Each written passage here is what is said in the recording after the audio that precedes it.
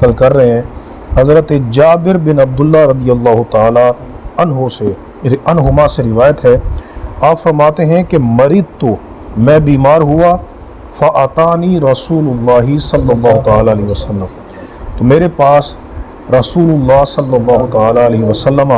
تشریف لے کر آئے، وَأَبُو بَكْرٍ، اور حضرت ابو بکر صدیق رضی اللہ تعالی عنہ بھی آئے، یعودانی،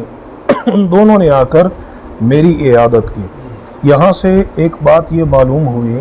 کہ حضرت ابو بکر صدیق رضی اللہ تعالی عنہ سرکار دو عالم علیہ السلام کے ساتھ کتنے اٹیچ تھے، کتنے وابستہ تھے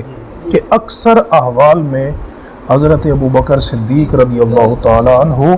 نبی کریم علیہ السلام کے ساتھ ہوتے۔ سرکار احد پر گئے تب بھی حضرت ابو بکر صدیق آپ کے ساتھ تھے، ٹھیک ہے نا۔ اور نبی کریم صلی اللہ تعالی علیہ وسلم، صحیح بخاری کے اندر آتا ہے، حضرت عائشہ صدیقہ رضی اللہ تعالی عنہا فرماتی ہیں کہ بہت کم ایسا موقع ہوا ہے کہ سرکار دو عالم علیہ السلام کسی دن میں ہمارے گھر نہ آئے ہوں، وگرنہ روزانہ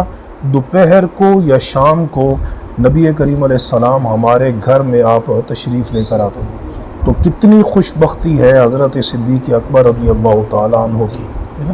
تو آپ کی صحبت پر بہت سے دلائل ہیں۔ بہرحال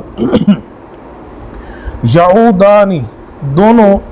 میری عیادت کرنے کے لیے آئے۔ اس سے معلوم ہوا کہ جو بڑا ہے اس کو چھوٹے کی عیادت کرنی چاہیے۔